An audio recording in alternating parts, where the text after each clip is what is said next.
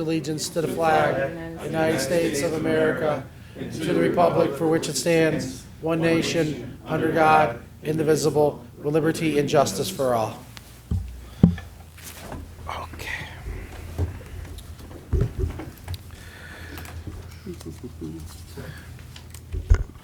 Okay, we're going to call this prison board meeting Wednesday, July 24, 2019 to order at 12:36. Could we have a motion to approve the minutes from last meeting? So moved. Second. All in favor? Aye. Aye.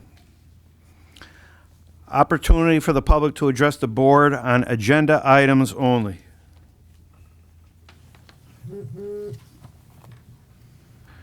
Okay. Okay, motion 19-2021, motion to approve all current payables for the Community Corrections Center and the prison. Do I have a motion to approve? So moved. Second. Second? All in favor? Aye. Aye. Okay, we'll start with the reports. 19-2022, Mr. DeBilio. Yes, the Controller's Office reviewed the prison inmate and canteen account reconciliations, which were prepared by the Prison Business Office for the month of June 2019, and found no discrepancies between the reconciliations and the bank statements. The balance in the inmate account was $491,111.08 as of June 30th of 2019. The balance in the canteen checking account was $366,440.42 as of June 30th of 2019. And in addition, as of June 30th, the canteen account owned two certificates of deposit, one valued at $15,000 and the other at $132,074.73, which totals $147,074.73. And that concludes my report. Okay, thank you, Mr. DeBilio. Any questions for the controller? Motion to approve the controller's report? So moved. Second. All in favor? Aye. Aye. Thank you, sir. Community Correction Center report, Mr. Jeffers.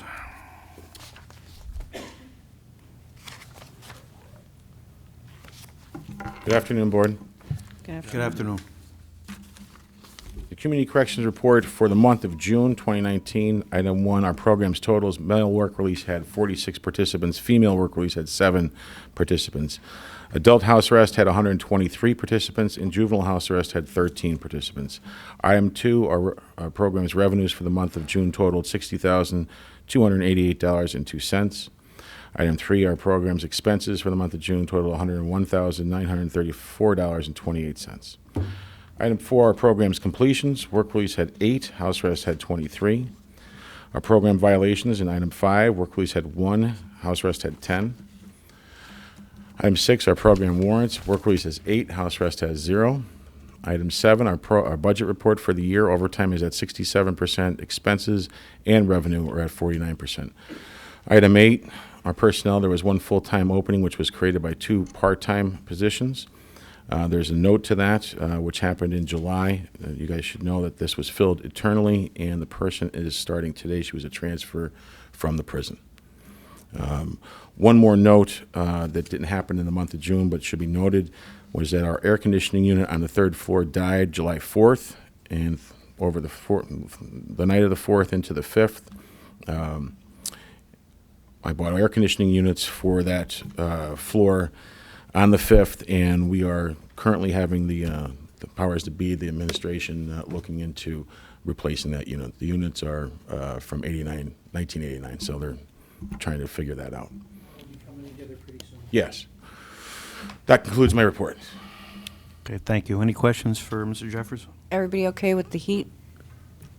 And the air conditioners were put in? Is it everything? Yes, the air conditioners are floor air conditioners.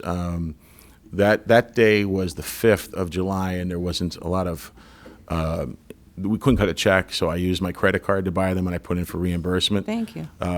But they are those type that you roll out and you Yep. stick in the window. They work really well. The guys have fans up there too, but it was really last week and that weekend where it was a concern. But yeah, they're doing okay. All right, good. Thank you for, You're for, welcome. for stepping up. Thanks. Anything else for Mr. Jeffers? Thank you, sir. Thank you. Motion to approve Mr. Jeffers' report. Second. Second. Second. All in favor? Aye. Aye. Wardens Report, Mr. Betty.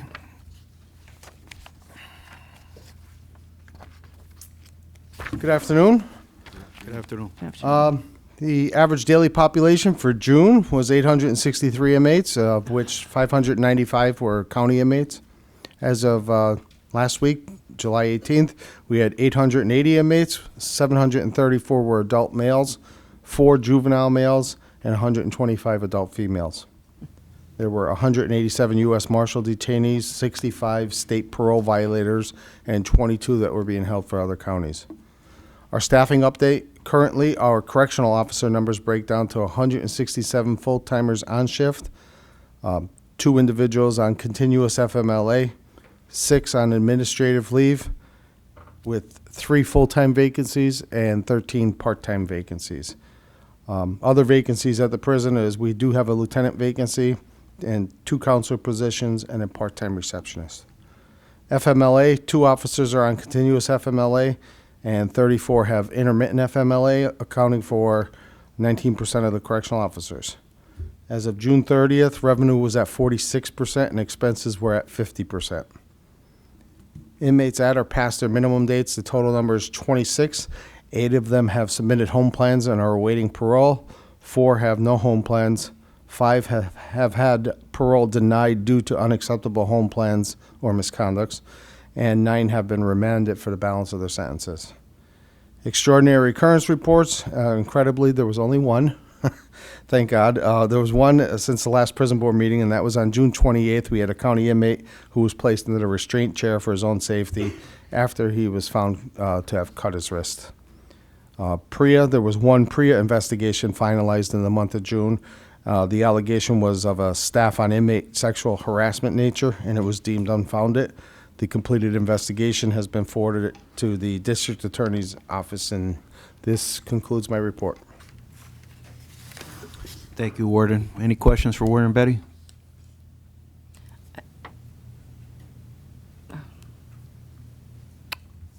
Thank you, sir. Thank you. Motion to accept the Warden's report. Is there a second? All in favor? Aye. Aye.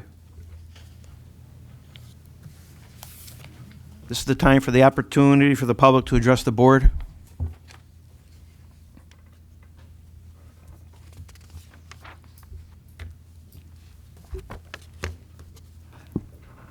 Hi, Melissa Welshko-Williams, Madison Township. I'd like to inquire today if the county or any of its departments has any policy on facilitating voting by people incarcerated in the jail. Attorney Solfanelli? A policy, a procedure, anything? The warden has, Warden, you want to come up and address that, please? I thought it was illegal. I don't even understand. No, and we do have policy that addresses voting for individuals in jail. As long as you're not convicted of a felony, we have forms that we give them. If they request them, they can vote while they're in bail, absentee ballot. So, and it is in our policy and procedure. I can't cite the exact policy and procedure right here and now, but we do have that matter covered in policy. Yep. Thank you, Warden. Just want to say thank you. Oh, you're welcome. I didn't know they could vote.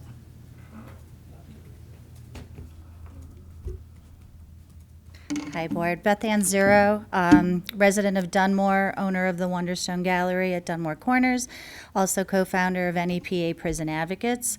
I just wanted to mention something. We had talked about it a couple meetings ago, and That is the Lackawanna County Calendar Art Project. The Art Council and the Pennsylvania Prison Society had artwork and poetry submitted by people who are currently incarcerated at Lackawanna County Prison. And they went through a judging process, and some that were chosen are going to be put into a calendar for next year. Right now, the artwork and poetry is on display at the prison, or at least it was until at least this past Sunday. There was a really nice media coverage piece. It's a digital exclusive on PA homepage where they interviewed some of the inmates whose poetry, and they got to speak about how much it meant to them to be able to take part in this, to be able to express themselves through either their artwork or their poetry. So it was just on display at the prison. I'm going to have it on display at the Wonderstone Gallery for the month of September, with an opening event on Saturday, September 14th, and it's going to be displayed alongside artwork from an inmate from the Dallas prison, SCI Dallas. In August, we're featuring the artwork of a different inmate from SCI Dallas. Every month at the Wonderstone, we feature a new artist in our yoga studio. And so a few months this year we're dedicating to showing the work of different incarcerated artists. Projects like these provide a really great opportunity to keep those who are incarcerated connected with the community. It gives them an opportunity to take part in something they may never have been able to take part in before. So I'm really grateful that the prison allowed these inmates to participate in this. And so really I'm just here to say thank you. And I hope that some of you will come and see the artwork if you have an opportunity to stop in the prison or stop in the Wonderstone. In October, it's going to be showing at the Carbondale Library, and in November, it'll be at St. Luke's Episcopal Church. And then calendars will be available for next year afterwards. All of this project started with a grant, but sales of the calendar will enable the project to go forward with other years, buying more supplies so that they can continue it each year. So, but I just want to say thank you. A grant paid for our prisoners to have an art? Yeah, it was through the Art Council and the Pennsylvania Prison Society. And that grant bought supplies to get started with the project. How, was it a federal or state grant or something? I believe it was a state grant, but I'm not positive. I wasn't a part of taxpayer that money project. was spent on art to, I'm just thoroughly I don't confused know by if this it whole was entire from thing. the I can't Art even believe this Council. is happening. You just kind of threw me for a loop. I don't understand. I don't know exactly where the grant was from. I wasn't a part of the initial project. I'm just one of the venues that's showing the artwork. I don't know if the grant came from the Art Council, but there was a grant to enable these people to be able to do artwork. It's part of their contribution and part of their treating contribution, they're them in like prison. humans, because they are still humans. That has absolutely nothing to do with the fact that we're doing an art project at a prison. I've never heard of I'm completely blindsided by this. I can't believe that taxpayer money is being spent to help a prisoner do art projects in the prison. That doesn't even make any sense to me. I mean, I don't understand. I just don't understand that. I'm sorry. Well, why? Why not? Why not give them an Why opportunity? don't we find them a Why job? not How about we treat find them like a humans? job? Maybe part of this is going to be part of their training as they move forward. I just think that's We're talking about ridiculous. developing You know what? I would like humans. more information on this. Warden, can you please send me, what is going on? Why do we have art projects in our prison? I don't understand. I can get you information regarding the funding stream, and I'm pretty sure it's through the Pennsylvania Prison Society. Yeah, I mean, I just don't understand. And then we have people, I just don't understand. I'm sorry, I don't get it. I don't get it. That's all. Thank you very much. Thank you. It's ridiculous.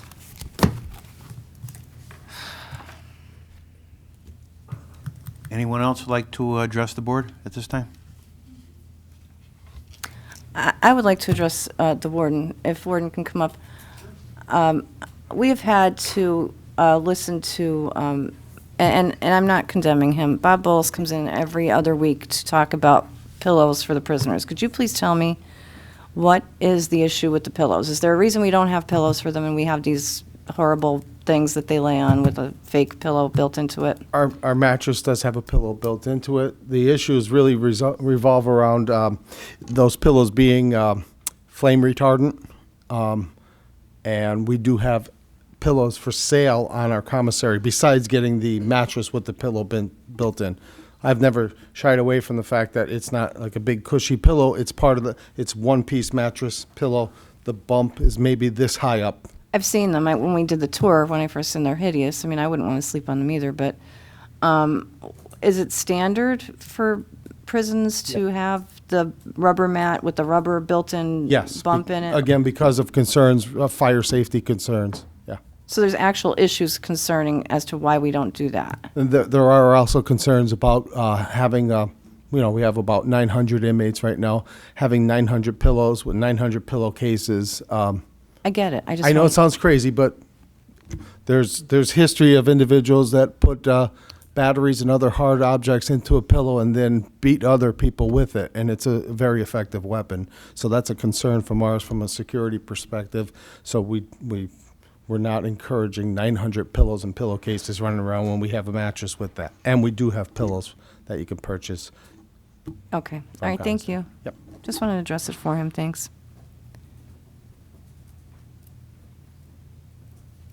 Members, other business? Motion to adjourn. Second? All in favor? Aye. Aye. Thank you, everyone.